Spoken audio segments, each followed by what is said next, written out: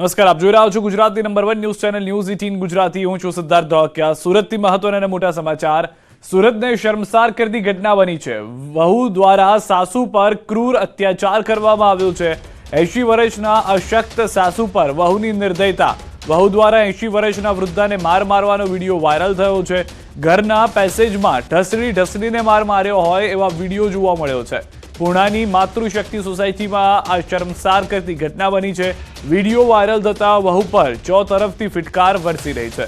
જાગૃત નાગરિકે વિડીયો ઉતારી મહિલા વિકાસ ચેરિટેબલ ટ્રસ્ટ અને વુમેન ઇમ્પ્રુવમેન્ટ ચેરિટેબલ ટ્રસ્ટને જાણકારી આપી છે। ટ્રસ્ટના હોદ્દેદારોએ પૂર્ણા પોલીસને જાણ કરી। પૂર્ણા પોલીસને સાથે રાખી વૃદ્ધાને વૃદ્ધાશ્રમ લઈ જવા તજવીજ હાથ ધરાઈ હતી। જો કે ચોંકાવનારી વાત તો એ હતી કે વૃદ્ધાના પૌત્ર હિરેનભાઈએ વૃદ્ધાને લઈ જવાનો ઇનકાર કરી દીધો, જેને લઈને મામલો પૂર્ણા પોલીસ મથકે પહોંચ્યો। ટ્રસ્ટ દ્વારા પોલીસ કાર્યવાહી કરી વૃદ્ધાને મુક્ત કરવામાં આવશે।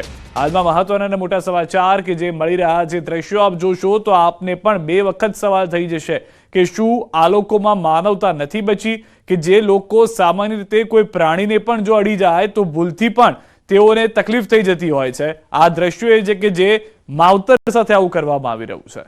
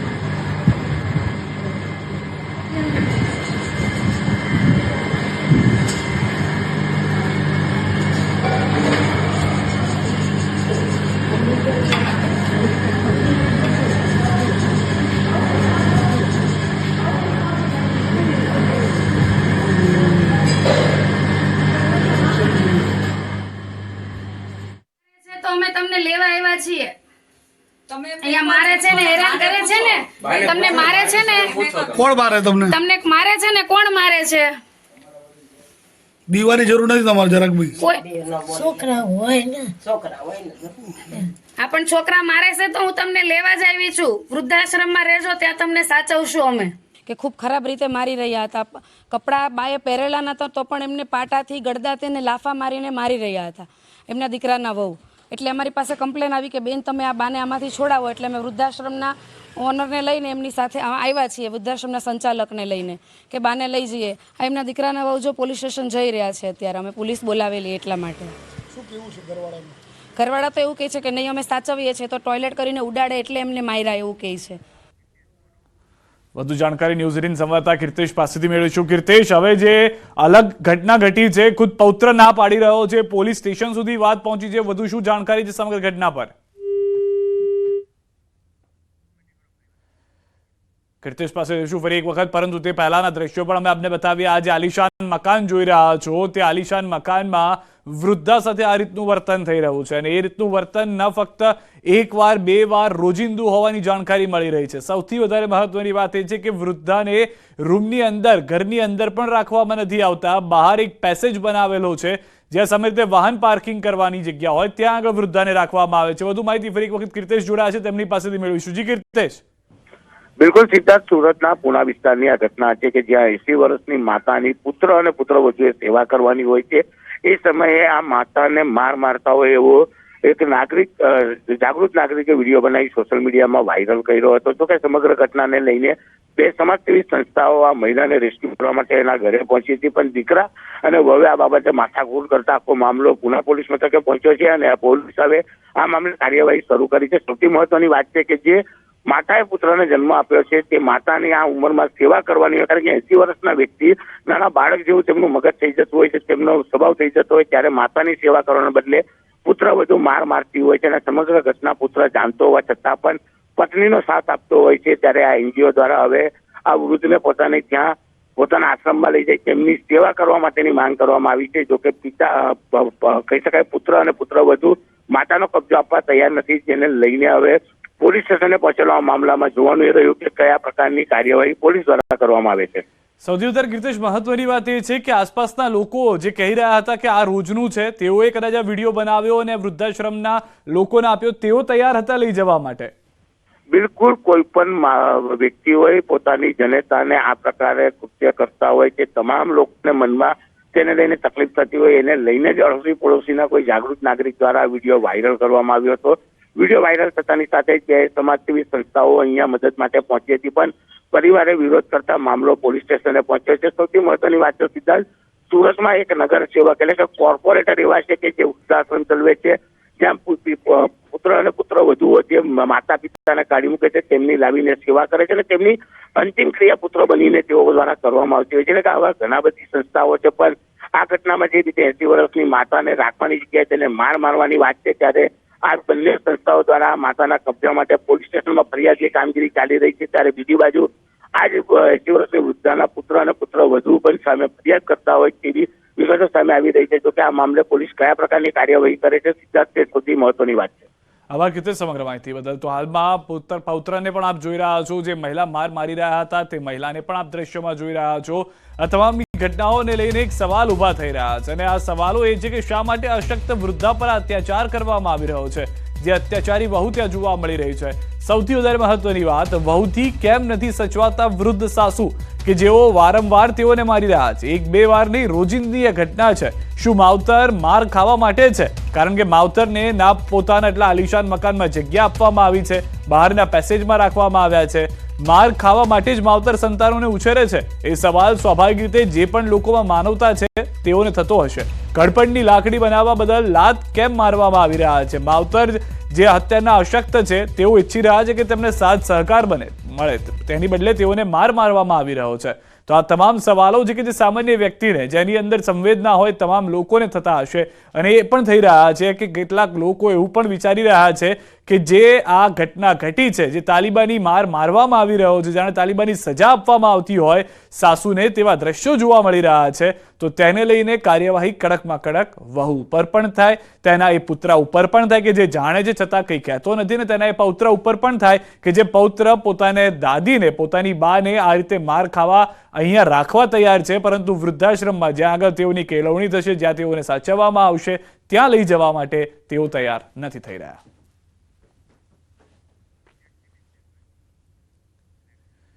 અન્ય સમાચાર, બોટમાં ભીષણ આગ લાગતા અફરાતફરી મચી ગઈ છે. દમણથી સમાચાર, દમણના દરિયા કિનારે લાંગરેલી બોટમાં અચાનક આગ લાગી હતી. થોડી જ વારમાં બોટમાંથી ધુમાડા નીકળતા આસપાસના લોકો એકઠા થયા હતા અને ફાયર બ્રિગેડને જાણ કરી હતી. ઘટનાની જાણ થતાં જ ફાયર બ્રિગેડની ટીમ તાત્કાલિક પહોંચી હતી ઘટના સ્થળે અને બોટમાં લાગેલી આગ પર કાબુ મેળવવા પ્રયાસ કર્યા હતા. આખરે ભારે જહેમત બાદ લાગેલી આગ જે હતી તે બુઝાઈ ગઈ છે અને તેને કાબુમાં લેવામાં આવી છે. જોકે પહેલા બોટના આગળના ભાગમાં મોટું નુકસાન થયું. આ ઘટનામાં કોઈ ઈજા કે જાનહાની થઈ ન હતી. મહુવાના તલગાજરડામાં ચિત્રકૂટ એવોર્ડ દરમિયાન મોરારી બાપુએ ધારાસભ્યની હાજરીમાં મંચ પરથી કરી હળવા મૂડમાં માંગણી. મહુવા જિલ્લો બને તેવી દર્શાવી ઈચ્છા. આ ઉપરાંત વિદ્યા સહાયકના પગાર વધારા પર પણ મોરારી બાપુ બોલ્યા.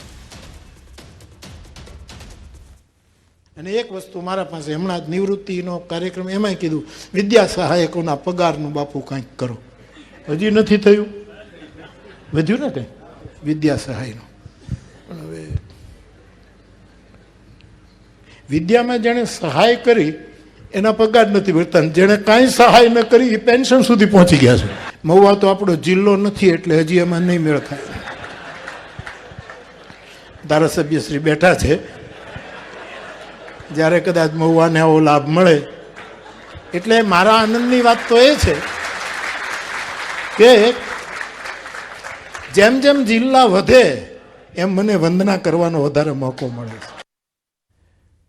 શિક્ષકોની ભરતી અંગે શિક્ષણ મંત્રીનું નિવેદન. કુબેર ડિંડોરે જણાવ્યું કે 24,700 જેટલી ભરતી તબક્કાવાર થશે.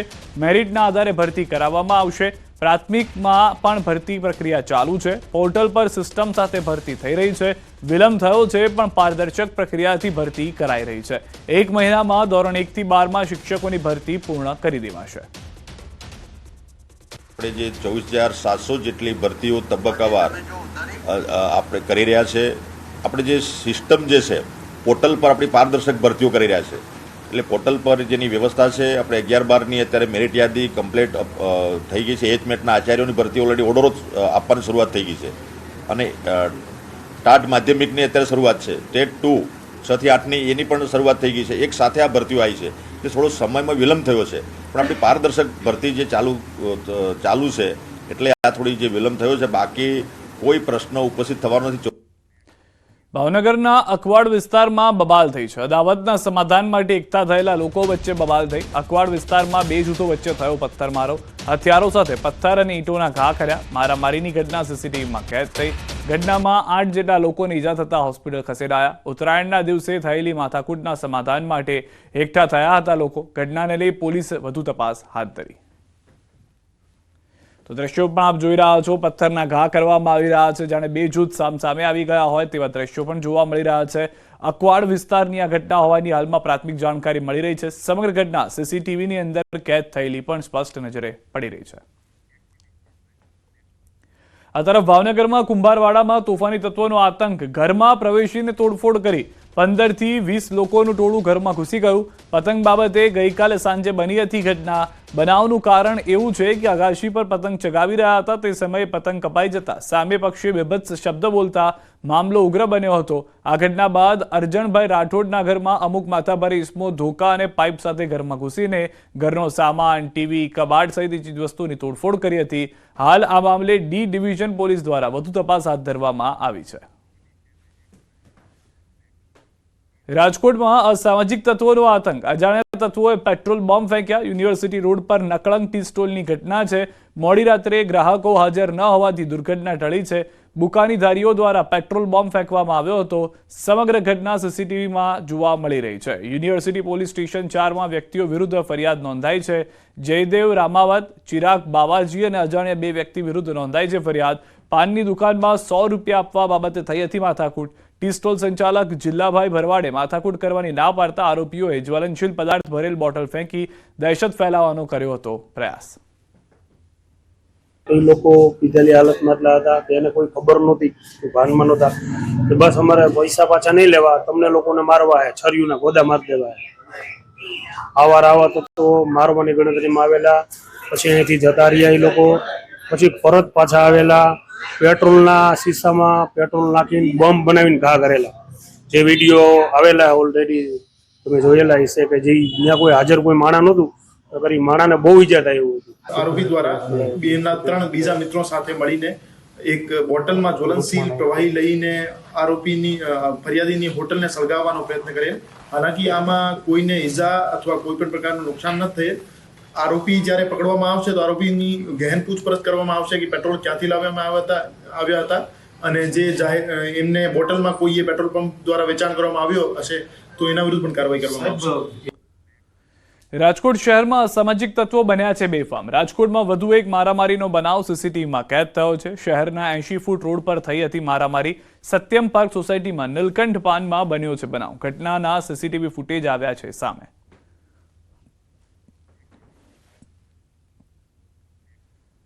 રક્ષક જ બન્યા છે ભક્ષક. હાલમાં તેવા કિસ્સા જોવા મળી રહ્યા છે. ત્યારે વધુ એક કિસ્સો. પોલીસ સ્ટેશનમાં ફરિયાદીને માર માર્યાનો આરોપ. આણંદની ગામડી પોલીસ ચોકીની ઘટના.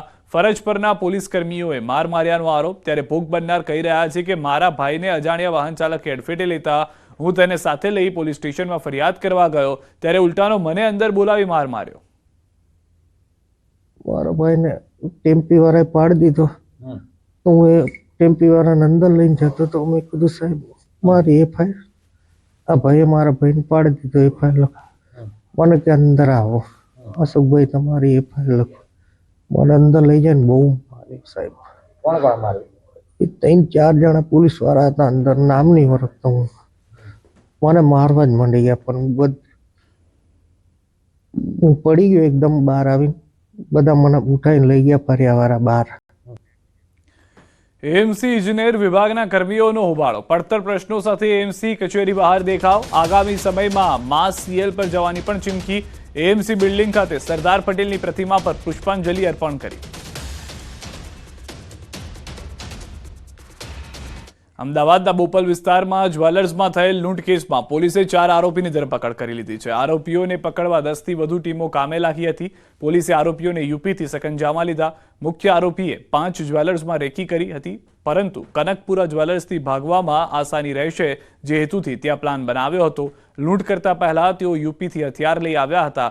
પોલીસે બાઇક નંબરના આધારે ઝીણવટભરી તપાસ કરતા આરોપીઓ સુધી પહોંચવામાં સફળતા મળી. તપાસમાં સામે આવ્યું છે કે જાવેદ અને બિરેન્દ્ર અગાઉ પણ ગુનાઓને અંજામ આપી ચૂક્યા છે અને જાવેદ ઉપર યુપી પોલીસ ફાયરિંગ પણ કરી ચૂકી છે.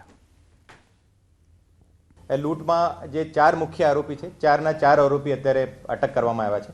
એ 4 આરોપી જે ચારો આરોપી યુપીના છે, એમાંથી 2 આરોપી ફરુખાબાદના છે, 1 આરોપી અલીગઢનો છે અને 1 આરોપી બુલંદશહેર પાસે એક ગુલાવઠી કરીને જગ્યા છે ત્યાંના છે. અમદાવાદના પેલેડિયમ મોલ પાસે બવાલનો મામલો. 6 આરોપીઓને કોર્ટમાં રજૂ કરાયા. વસ્ત્રાપુર પોલીસે પકડેલા 6 આરોપીઓને કોર્ટમાં રજૂ કરાયા. કોર્ટે પોલીસની રિમાન્ડ અરજી રદ કરી. વસ્ત્રાપુર પોલીસે આરોપીની વધુ પૂછપરછ માટે 7 દિવસના રિમાન્ડ માંગ્યા. જેમાં પોલીસના મુદ્દા એવા હતા કે કેસમાં વપરાયેલ સ્કોર્પિયો ગાડી રિકવર કરવાના બાકી છે અને સાથેના આરોપીઓને ધરપકડ કરવાના બાકી છે. સામે બચાવ પક્ષનો કેસ એવો હતો કે આરોપીઓને 72 કલાકથી કસ્ટડીમાં રાખ્યા છે અને આરોપી પ્રિન્સને ઢોર માર મારેલ છે, જેથી નામદાર કોર્ટે આરોપીઓની અરજી સ્વીકારતા પોલીસે રિમાન્ડ અરજી રિજેક્ટ કરેલ છે. અમદાવાદમાં ડિજિટલ અરેસ્ટ મામલે સોલા પોલીસને સફળતા મળી. સોલા પોલીસે જૂનાગઢથી 4 આરોપીની અટકાયત કરી. ડિજિટલ અરેસ્ટ કેસમાં મુખ્ય સૂત્રધાર પ્રિન્સ પટેલ અને જયમીન ગિરી ગોસ્વામીની ધરપકડ કરી છે. મુંબઈ ક્રાઇમ બ્રાન્ચના અધિકારીના નામે એરેસ્ટ